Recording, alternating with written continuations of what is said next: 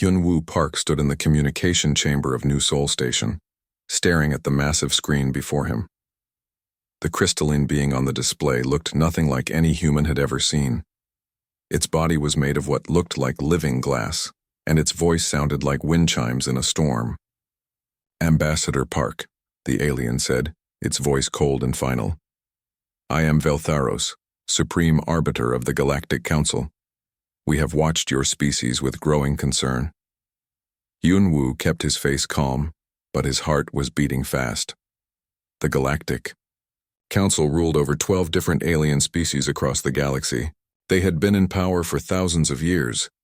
When they called, everyone listened. "What concerns you about humanity?" Hyunwoo asked. "Your aggressive expansion into the Epsilon sector. Your refusal to accept our pacification protocols. Your dangerous experiments with quantum technology," Veltharos replied. "These behaviors threaten the peace we have maintained for millennia." Behind Hyunwoo, Dr. Minji Cho was recording everything. She was Earth's top expert on alien biology and had spent years studying the Council species. Something in the alien's tone made her feel sick to her stomach. "The Council has made a decision," Veltharos continued. "Humanity will abandon all colonies in the Epsilon sector. You will relocate your 50 million citizens within 30 standard days. You will also submit to genetic modification to reduce your aggressive tendencies." The room went silent. Hyunwoo felt his blood turn cold. "And if we refuse?" "Then we will take corrective measures to protect galactic peace," the alien said. "This is not a negotiation, Ambassador. This is an order." The transmission ended, leaving the humans staring at a blank screen. Minji was the first to speak. "They want us to abandon our homes and change our DNA. This isn't about aggression at all." "What do you mean?" Hyunwoo asked. Minji pulled up her research files on her tablet. "I've been studying council biology for years. Every species they rule has been genetically modified. Their brains have been changed to make them more obedient, less creative, less willing to fight back." Hyunwoo felt sick. "They want to turn us into slaves." "Not slaves exactly," Minji said. "More like pets. Smart enough to be useful, but not smart enough to cause trouble." Across the station, Captain Tae-ho Kim was reading the same report in his command center. He had served in the Earth Defense Fleet for 20 years and had never seen anything like this. The Council was demanding that humanity give up everything that made them human. His communication officer looked up from her console. "Sir, we're getting reports from all over the Epsilon sector. Council warships are moving to the border." Tae-ho studied the tactical display. Hundreds of alien ships were taking positions around human space. They looked ready for war. "Get me Admiral Lee," Tae-ho ordered. Admiral Boram Lee appeared on the screen moments later. She was aboard her flagship, the Incheon's Pride, somewhere near the outer colonies. "I saw the transmission, Captain. What are your orders?" "The Council wants us to evacuate 50 million people in 30 days, Tae-ho said. "Can it be done?" Boram shook her head. "Not a chance. We don't have enough ships. Even if we did, where would we take them? Every other sector is controlled by the Council. On the colony world of New Busan, Engineer Dong Hyun-yoon was watching the news with his family. His wife held their young daughter close as the reporter explained what the Council wanted. "They can't be serious," his wife said. "We built our whole life here." Dong Hyun looked out the window at the city they had helped build. Millions of humans lived on New Busan. They had farms, schools, hospitals, entire communities. The Council wanted them to just walk away from all of it. His communication device buzzed. It was a message from the colonial government. All engineers were to report for emergency duty immediately. Back on New Seoul Station, Hyunwoo was meeting with the other human ambassadors. They were all saying the same thing. The Council had never made demands like this before. "They're scared of something," said Ambassador Yoon from the Tau sector. "This isn't normal Council behavior." Minji had been analyzing intercepted Council communications for hours. She finally found what she was looking for. "I know why they're doing this," she announced to the room. "It's not about our colonies or our aggressive behavior. It's about our quantum technology. She brought up a file on the main screen. 3 months ago, our scientists at the Quantum Research Institute made a breakthrough. We figured out how to build faster-than-light engines that are 10 times more efficient than Council technology. Hyunwoo understood immediately. They've had a monopoly on space travel for thousands of years. Exactly, Minji said. If our technology spreads, other species might start demanding independence. The Council's entire power structure could collapse. The room was quiet as everyone absorbed this information. The Council wasn't trying to stop human aggression. They were trying to stop human progress. Hyunwoo's communication device chimed. It was a message from Earth. Do not comply with Council demands. Humanity will not surrender. He looked around the room at his fellow humans. They had built homes among the stars. They had created new worlds and new communities. They had pushed the boundaries of science and exploration. And now an alien government wanted to take it all away because they were afraid of human potential. Send a message to all human colonies, Hyunwoo ordered. Tell them to prepare for the worst. We're not giving up our homes, and we're not changing our DNA to make alien overlords feel safer. On the colony world of New Jeju, Commander Soo-jin Kang was organizing the local defense forces. The planet was mostly farmland, with small cities scattered across the continents. It had never been designed to fight a war, but the colonists were determined. They had left Earth to build better lives among the stars. They weren't going to let aliens take that away from them. Across human space, the same scene was playing out on dozens of worlds. Families who had never thought about war were suddenly talking about resistance. Engineers were turning mining equipment into weapons. Pilots were preparing civilian ships for combat. The 30-day deadline was approaching fast. Council ships were moving closer to human territory every day. But humanity was not preparing to evacuate. They were preparing to fight. Dr. Minji Cho worked through the night, analyzing every piece of Council technology she could find. If humans were going to resist, they needed every advantage they could get. Captain Tae-ho Kim was coordinating with defense forces across the sector. They were outnumbered and outgunned, but they had something the Council didn't expect: the absolute refusal to surrender. As the deadline approached, one thing became clear to everyone in human space. The Galactic Council had made a terrible mistake. They had threatened humanity's children, demanded the surrender of human homes, and tried to force genetic slavery on an entire species. They had gone too far, and now humanity would show them what happened when you pushed humans beyond their breaking point. There would be no negotiations, no compromises, and no surrender. The galaxy was about to learn what human determination really meant. The 30 days were almost over. Council warships had surrounded every human colony in the Epsilon sector. Their massive vessels blocked out the stars, casting shadows over cities where millions of humans lived and worked. Admiral Boram Lee stood on the bridge of the Incheon's Pride, watching the enemy fleet through her viewscreen. The Council ships were beautiful in a terrible way. They looked like living creatures made of metal and light, each one 3 times larger than her biggest human vessel. Admiral, we're receiving another transmission from the Council flagship, her communications officer reported. Put it through, Boram said. Veltharos appeared on the screen, looking exactly the same as 30 days ago. Admiral Lee, your deadline has passed. Will humanity comply with the Council's orders? No, Boram said simply. We will not abandon our homes. We will not submit to genetic modification. Humanity rejects the Council's authority. The crystalline being's form seemed to grow brighter. Then you have chosen destruction. So be it. The transmission ended. Moments later, alarms began sounding throughout human space. On New Busan, engineer Dong Hyun-yoon was in the city's defense center, watching dozens of screens that showed Council ships moving into attack positions. Over the past month, he had worked day and night converting mining equipment into weapons. Drilling lasers became ship guns. Construction robots became mobile defense platforms. They're really going to attack civilians, his assistant said, watching the alien ships descend toward the planet.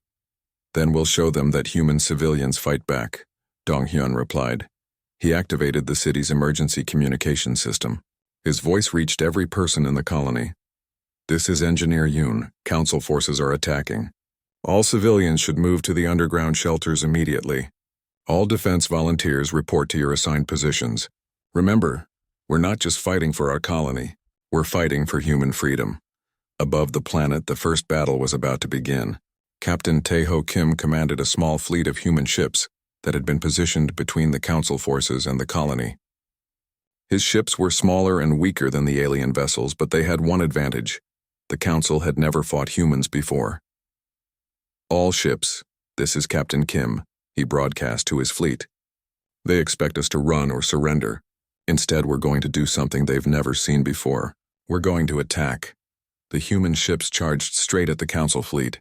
It was exactly the opposite of what any rational species would do when outnumbered 3-1. The alien commanders were so surprised that they hesitated for crucial seconds. Pilot Jaemin Ryu was flying a converted cargo hauler that had been fitted with mining lasers. His ship was ugly and slow compared to the sleek Council fighters, but it was tough and hard to kill. He flew straight at the enemy flagship, his lasers cutting into its crystal-like hull. "This is for New Jeju," he shouted, remembering the agricultural world that the Council had destroyed in retaliation for human resistance. The alien ship returned fire, but Jaemin's crude vessel absorbed the damage and kept fighting. Behind him, dozens of other human pilots did the same thing. They flew their mining ships and cargo haulers and civilian transports straight into the heart of the enemy fleet. The Council forces had expected an easy victory. Instead, they found themselves fighting an enemy that refused to follow any logical military doctrine. Humans rammed their ships into alien vessels. They used civilian transports as missile platforms. They turned everything from space tugs to research ships into weapons. Admiral Bo-Ram Lee watched the battle from her command ship, coordinating the chaotic human attack. She had studied Council military tactics for years, and she knew their weakness. They were too organized, too predictable. "All ships, random attack pattern 7, she ordered. "Confuse them." The human fleet scattered in all directions, each ship attacking different targets with no apparent coordination. To the Council commanders, it looked like complete chaos. They couldn't predict what the humans would do next because the humans weren't following any military logic. But there was logic to it. Human logic. Every ship captain was making their own decisions about how to hurt the enemy most. They were thinking like individuals, not like parts of a machine. The battle raged for hours. Human ships were destroyed, but they took alien vessels with them.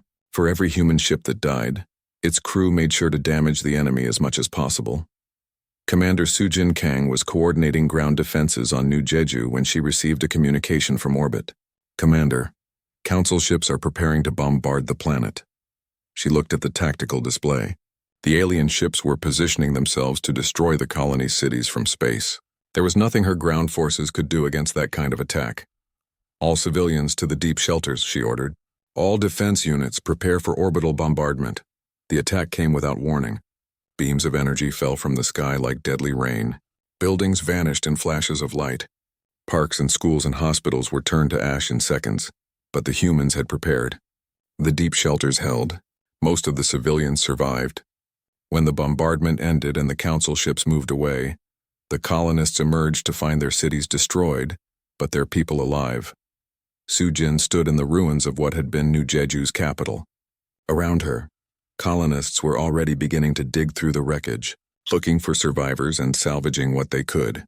"Commander," one of her soldiers said, "we're receiving a transmission from Earth." She activated her communication device. The message was from President Yi Jun-han himself. "People of New Jeju, the galaxy has seen what the Council did to your world. They killed 2 million innocent people because humanity refused to surrender. This crime will not be forgotten. This attack will not go unanswered. Humanity is now at war." Across human space, the news of New Jeju's bombardment spread like wildfire.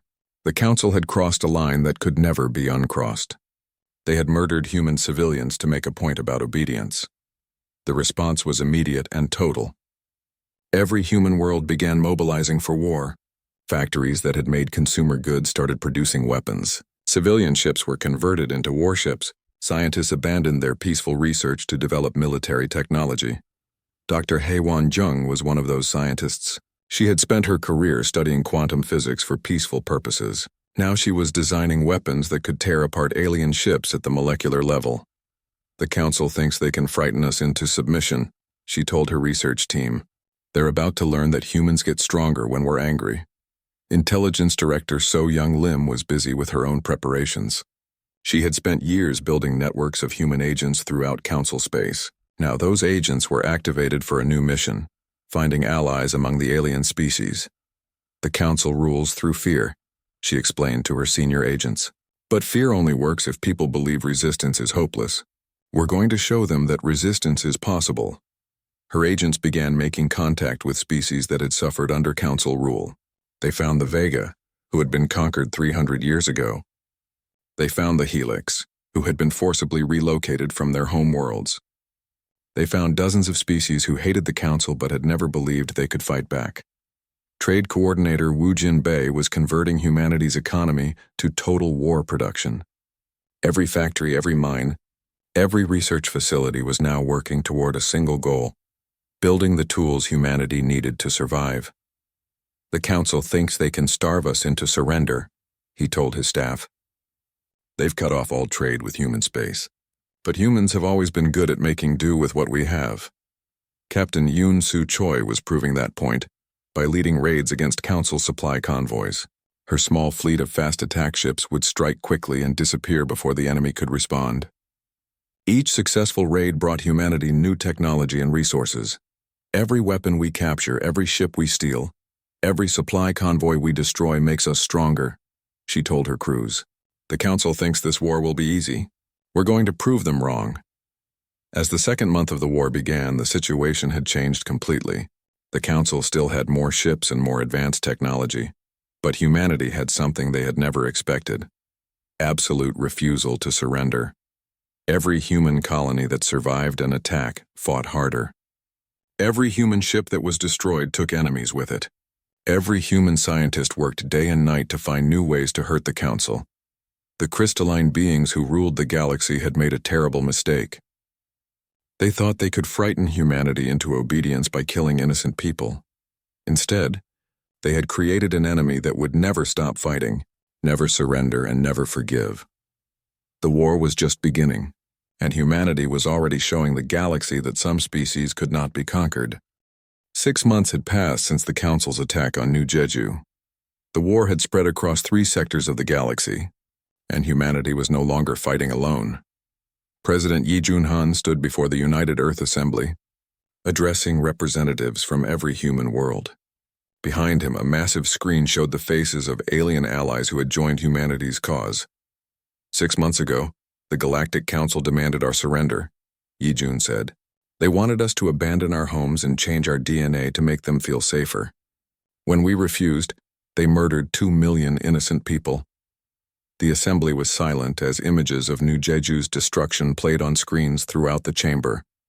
Today, I stand before you to announce that humanity will never again recognize the Council's authority. We are no longer subjects of their empire. We are free beings and we will fight to remain free. The response was immediate. Every human representative stood and applauded. But more importantly, the alien allies on the screens were also showing their approval in their own ways. Dr. Haiwan Jung watched the speech from her laboratory deep inside a mountain on Earth. Around her, hundreds of scientists and engineers were working on Project Prometheus, humanity's secret weapon development program. Dr. Jung, one of her assistants, called out, "The quantum disruptor prototype is ready for testing." Haiwan walked over to examine the device. It looked like a simple metal cylinder, but inside it contained technology that could unravel the molecular bonds that held matter together. In theory, it could destroy a Council ship in seconds. "Initialize the test," she ordered. The target was a captured Council fighter that had been damaged in battle. As the quantum disruptor activated, the alien ship simply came apart. Its hull dissolved into basic elements, its weapon systems fell apart at the atomic level. "It works," Haiwan whispered. Then louder, "It works. We can hurt them." General Kyung-min Park was watching the test from his command center. He had been coordinating humanity's military strategy since the war began, and this was the breakthrough he had been waiting for.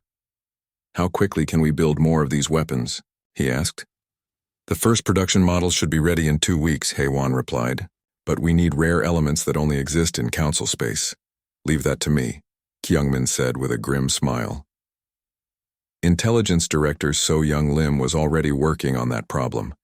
Her Operation Pandora had infiltrated several Council-aligned species, and she was learning incredible things about the galaxy's true history. The Council isn't what they pretend to be, she explained to a gathering of human intelligence officers. They weren't chosen to rule the galaxy. They conquered it piece by piece over thousands of years. She activated a holographic display showing the galaxy as it had existed before the Council's rise to power. There used to be hundreds of independent species. The Council destroyed most of them and enslaved the rest. One of her officers raised his hand. How did they keep this secret for so long? By rewriting history, So Young replied. Every species they conquered was forced to accept the Council's version of events. They made their victims believe that the Council had always been in charge, that resistance was impossible. But So Young had found the truth in hidden archives and forgotten databases. The Council had committed genocide on a massive scale. They had wiped out entire civilizations simply because those species had refused to surrender their freedom. We're not just fighting for humanity, she told her team.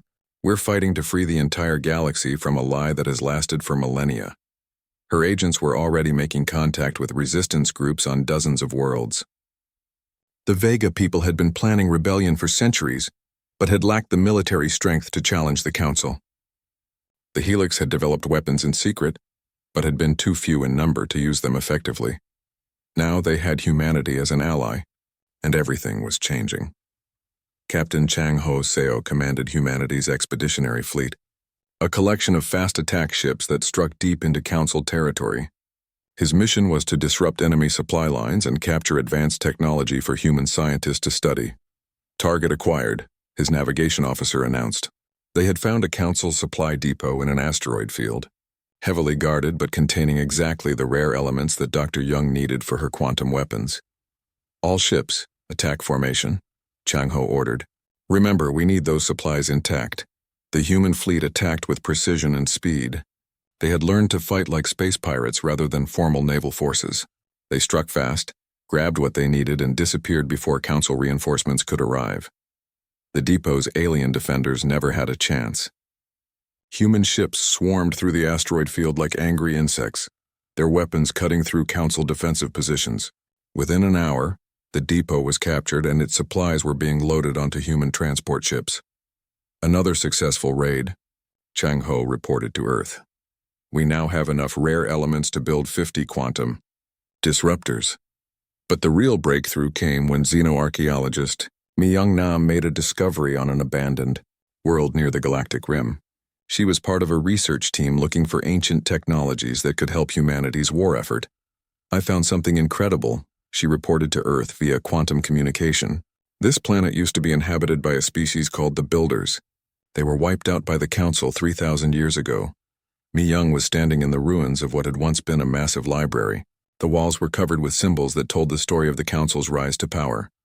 The Builders kept records of everything, she explained. They documented how the Council conquered species after species, always using the same tactics. First, they would demand submission. If that failed, they would attack civilian populations. Finally, they would use their neural conditioning technology to turn survivors into obedient servants. But the Builders had also kept records of the Council's weaknesses. They had learned that the 12 ruling species were not as powerful as they pretended to be.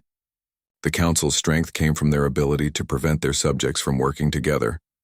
The Council rules through division, Mi Young explained. They keep different species isolated from each other, prevent them from sharing technology or coordinating resistance. But if enough species work together, her discovery provided diplomat Sang Woo-jong with the evidence he needed to form a true alliance against the Council. He had been working with So Young's intelligence network to contact oppressed species throughout the galaxy. We're not asking you to fight alongside humans, he told representatives of the Vega, Helix, and 4 other species during a secret meeting. We're asking you to fight for yourselves. Humanity will provide weapons and support, but this is your chance to win back your freedom.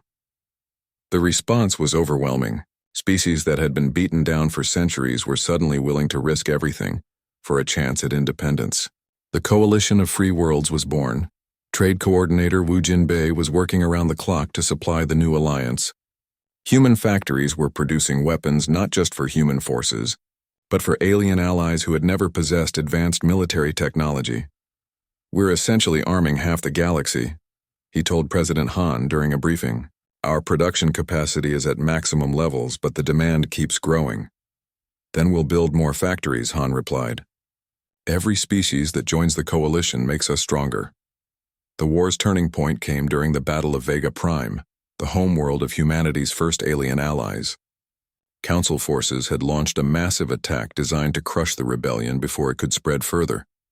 Fleet Admiral Ji-Hoon Kwan commanded the largest human fleet ever assembled, working alongside ships from 6 alien species.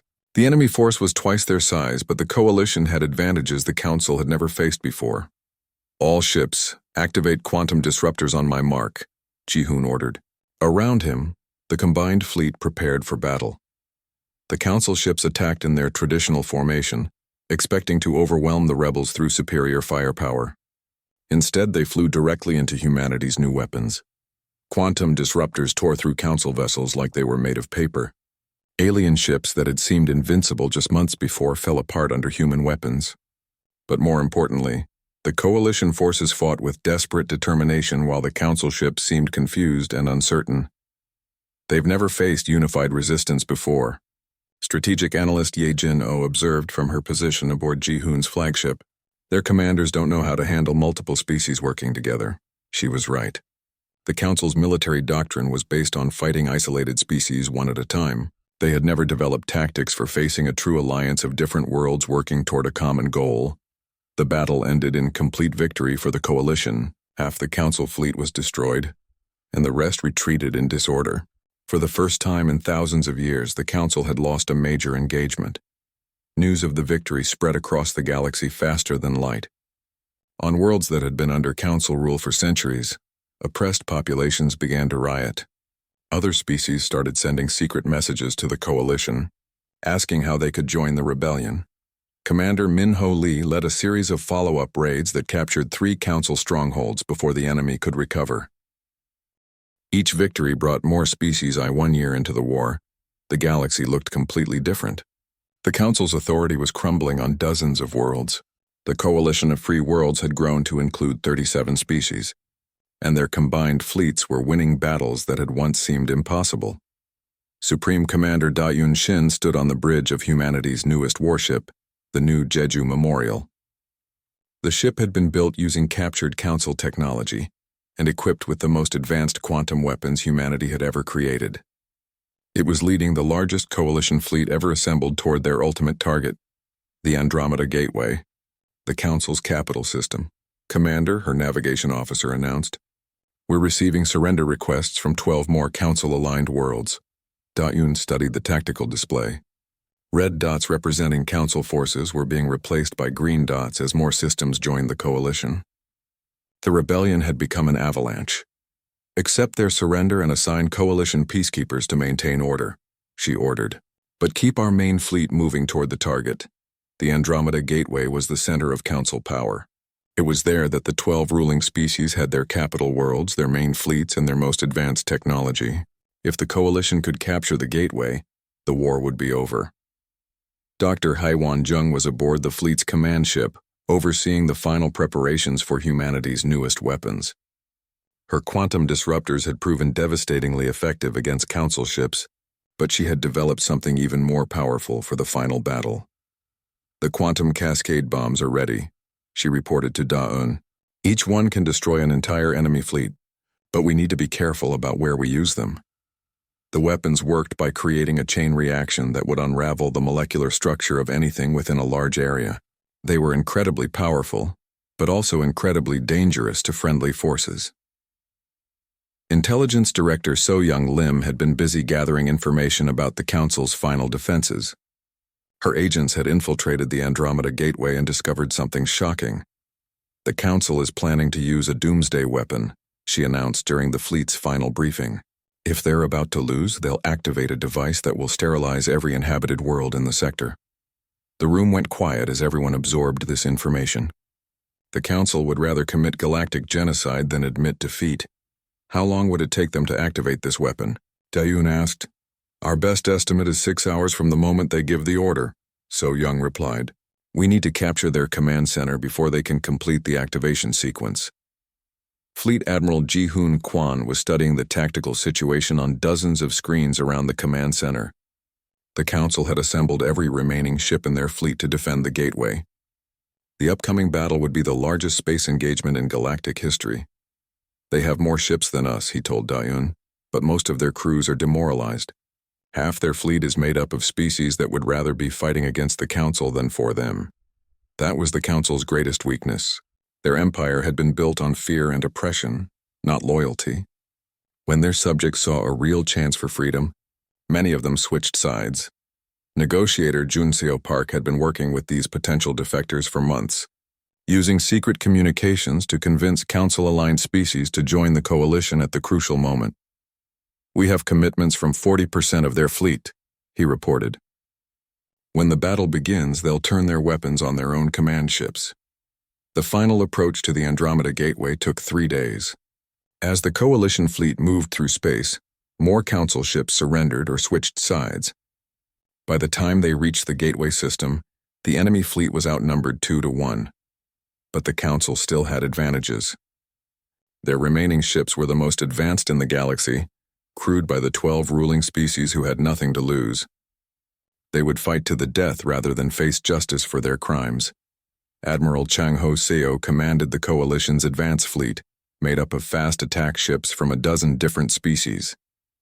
His job was to break through the Council's outer defenses and create an opening for the main assault. All ships, this is Admiral Seo, he broadcast to his diverse fleet. Today we end thousands of years of oppression. Today we free the galaxy. The first wave of attacks began with quantum disruptors tearing through Council defensive positions. Enemy ships that had once seemed invincible were torn apart by human weapons. But the Council forces fought back with desperate fury. The space around the Andromeda Gateway became a battlefield unlike anything the galaxy had ever seen. Thousands of ships from dozens of species fought in a three-dimensional war that stretched across an entire star system. Captain Yoon-Soo Choi led a squadron of human fighters through the chaos, targeting Council command ships with precision strikes. Her pilots flew their small craft between massive capital ships, dodging energy beams and missile salvos to deliver quantum torpedoes to critical targets. This is for New Jeju, she shouted as her torpedo struck a Council command cruiser, watching it come apart in a cascade of molecular dissolution. Commander Min-Ho Lee was leading ground forces in an assault on the Council's main command station. The station was built into an asteroid and defended by automated weapon systems, but human engineers had found ways to disable them. Charges set, reported engineer Dong Hyun Yoon, who had volunteered for the dangerous mission. The station's shields will be down in 30 seconds. Min-Ho's assault troops stormed through the breach, fighting hand-to-hand combat with Council security forces. The aliens had advanced weapons, but humans had something more important: absolute determination to win. Meanwhile, Chief Engineer Yoon-Soo Kim was leading a different kind of assault. Her team had identified the location of the Council's doomsday weapon, and they were racing against time to disable it. The weapon is hidden inside the system's central star, she reported to the Fleet Command. They're using solar energy to power a device that can sterilize planets across multiple sectors. Her engineering team was flying directly toward the star in specially shielded ships. It was an incredibly dangerous mission, but it was the only way to prevent galactic genocide. Strategic analyst Ye-Jin Oh was coordinating the overall battle from the command ship, tracking the movements of thousands of vessels across the star system. The Council's resistance was weakening, but they were clearly preparing for something desperate. Commander, she announced to Da-Un, energy readings from the central star are increasing. They're trying to activate the doomsday weapon. The race was on. Coalition forces were closing in on the Council's command centers, but the alien leaders were preparing to destroy everything rather than surrender. Admiral Ho Jin Nam led a desperate assault on the weapon platform orbiting the system's star. His ships had to fly through intense radiation and solar flares to reach their target. All power to forward shields, he ordered as his ship approached the platform. Around him, coalition vessels were being destroyed by the intense heat and radiation, but they pressed forward anyway. The battle for the weapon platform was vicious and brief. Council defenders fought with the fury of the condemned, but human determination proved stronger. Nam's forces stormed the platform and began the delicate work of disabling the doomsday device. Weapon disabled, Yoon Soo Kim finally reported. The star is stabilizing. With their final threat neutralized, the Council's resistance collapsed. The remaining alien ships either surrendered or were destroyed by coalition forces. After thousands of years of oppression, the Galactic Council's reign was finally over. Supreme Arbiter Veltharos was captured aboard his personal command ship, the same crystalline being who had first demanded humanity's surrender 18 months earlier. When coalition forces brought him before Dayun Shin, he showed no remorse. "You have doomed the galaxy," he told her. "Without the Council's guidance, these primitive species will destroy themselves in wars and chaos." Dawin looked at the alien who had ordered the deaths of millions of humans. "The galaxy doesn't need your guidance. It needs freedom." "Freedom?" Beltharos's crystalline form pulsed with anger. "You know nothing of the burden of rule. We brought order to chaos, civilization to barbarism. You brought slavery and genocide," Da'un replied coldly. "Your civilization was built on the bones of free species." Around the Andromeda Gateway, the last Council strongholds were surrendering. Ships from dozens of species were working together to secure the system and establish order. For the first time in millennia, the galaxy was free from tyrannical rule. But the work was far from over. Director Hee-Young Choi was already coordinating relief efforts for worlds that had been devastated by the war. Billions of beings needed food, medical care, and help rebuilding their destroyed homes. Ambassador In Sung Young was working with representatives from former Council species, helping them establish new governments based on freedom rather than oppression. Many of these species had lived under Council rule for so long that they had forgotten how to govern themselves. The final phase of the war had lasted only weeks, but it had changed the galaxy forever. The coalition of free worlds was now responsible for maintaining peace across hundreds of star systems and dozens of species. As Da'un stood on the BNTO, the coalition, 3 months after the fall of the Andromeda Gateway, the galaxy was still learning what freedom meant. On hundreds of worlds, species that had been enslaved for centuries were taking their first steps as independent peoples. Ambassador In Sung Jung stood in the assembly hall of New Terra, humanity's new capital world. Around him, representatives from 67 species were gathered for the founding ceremony of the Free Galactic Alliance. It was the largest gathering of free peoples in galactic history. "We are here not as conquerors or rulers," In Sung addressed the assembly, "but as partners in building a better future. The age of tyranny is over. The age of cooperation begins today." The response was overwhelming. Delegates from dozens of worlds stood and showed their approval in their own cultural ways. Some cheered, others sang, and a few species communicated through patterns of colored light. President Yi Jun Han watched the ceremony from Earth via quantum communication. Beside him sat the former members of his war cabinet, the humans who had guided their species through its greatest challenge. "It's hard to believe it's really over," said Dr. Haewon Jung, the scientist whose quantum weapons had made victory possible. "The war is over," Yi Jun replied, "but our work is just beginning. Freedom is harder to maintain than it is to win." He was right. Across the galaxy, former Council worlds were struggling with problems they had never faced before. Some species didn't know how to govern themselves after centuries of oppression. Others were fighting civil wars between groups that wanted different kinds of freedom. Director Hee-Young Choi was coordinating relief efforts on 17 different worlds. Her teams were providing food, medical care, and technical assistance to species that had been deliberately kept weak by Council policy. The Council didn't just enslave these peoples, she reported to the Alliance leadership. They systematically destroyed their ability to take care of themselves. Some species have forgotten how to grow their own food or maintain their own technology. On the world of Kepler 442, the Vega people were learning to manage their own farms for the first time in 300 years. The Council had forced them to specialize in mining, importing all their food from other worlds as a way to maintain control. "We planted our first crops last month," reported Vega representative Keltar during an alliance meeting. "Our children have never seen food growing from the ground. They thought it was magic, but the Vega were determined to succeed. They worked alongside human agricultural experts, learning techniques that their ancestors had forgotten. Within a year, they expected to be self-sufficient in food production. The Helix people faced a different challenge. Their homeworlds had been turned into factory planets, producing goods for the Council's empire. Now they had to decide what to do with their massive industrial capacity. "We want to build things that help people instead of weapons that hurt them," said Helix leader Twistara. "But we need to learn how to make civilian goods again." Human engineers were working with Helix technicians to convert weapons factories into facilities that produced medical equipment, communication devices, and transportation systems. It was slow work, but both species were learning from each other. Intelligence Director So Young Lim had taken on a new role as the Alliance's head of historical research. Her teams were uncovering the true history of the galaxy, documenting the Council's crimes and preserving the stories of the species they had destroyed. "We've found evidence of at least 200 species that were completely wiped out by the Council," she reported.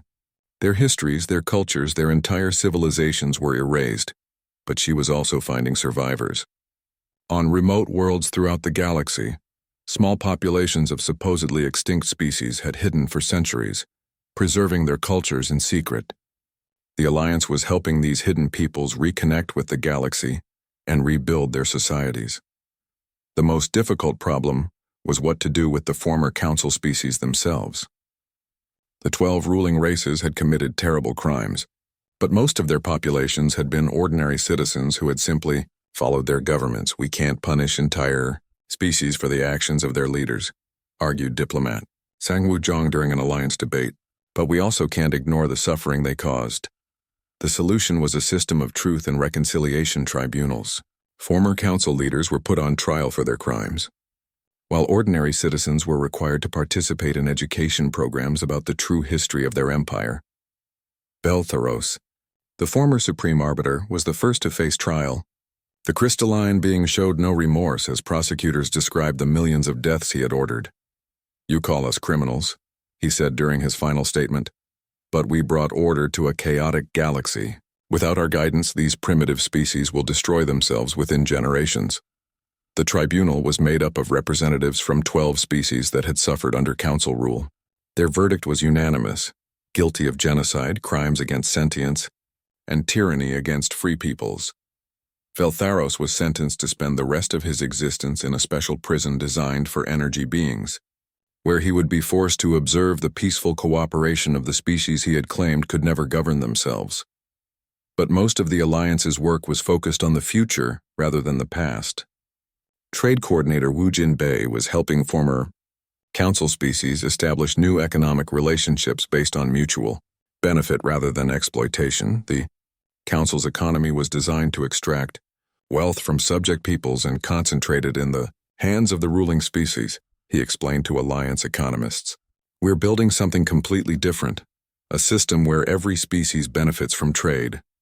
The results were already visible. Worlds that had been kept poor by Council policy were becoming prosperous as they gained access to fair trade relationships. Species that had been forced to provide raw materials to the Council were now developing their own manufacturing capabilities. Captain Yun Su Choi had transitioned from raiding Council supply convoys to leading Alliance patrol fleets. Her job now was to protect merchant ships and exploration vessels as they traveled between worlds that had never been allowed to communicate freely. "It's amazing to see," she told her crew as they escorted a trade convoy through a formerly restricted sector. "Species that were kept isolated for centuries are finally meeting each other." The patrol missions were usually peaceful, but there were still threats. Some former Council officials had refused to surrender and were operating as space pirates. A few species were having territorial disputes that threatened to become wars, but the Alliance had learned from humanity's example. When conflicts arose, they didn't send ultimatums or threats. Instead, they sent negotiators and peacekeepers who worked to find solutions that respected everyone's rights. Engineer Dong Hyun Yoon had returned to his colony world of New Busan, but now his work was focused on reconstruction rather than war. His teams were helping rebuild worlds that had been damaged in the fighting. "We're not just repairing the physical damage," he explained to visiting Alliance officials. "We're also building new kinds of cities that bring different species together." New Busan had become a model for interspecies cooperation. Humans lived alongside Vega farmers, Helix engineers, and refugees from a dozen other worlds. The city's schools taught children from multiple species, and its hospitals treated patients regardless of their biological type. Dr. Minji. Cho had established a new research institute dedicated to peaceful applications of the advanced technology captured from the Council. Her teams were developing medical treatments, environmental restoration systems, and communication devices that would benefit all Alliance members. The Council hoarded their knowledge to maintain power, she said during the Institute's opening ceremony. We're sharing everything we learn because knowledge belongs to everyone. One of her most important projects was developing translation technology that would allow instant communication between any two species in the Alliance. The Council had deliberately prevented their subjects from talking to each other, but the Alliance was breaking down those barriers. Strategic analyst Ye Jin-Oh had become the Alliance's head of long-term planning. Her job was to anticipate future challenges and help the galaxy prepare for them. We've won the war and established peace, she told Alliance leaders.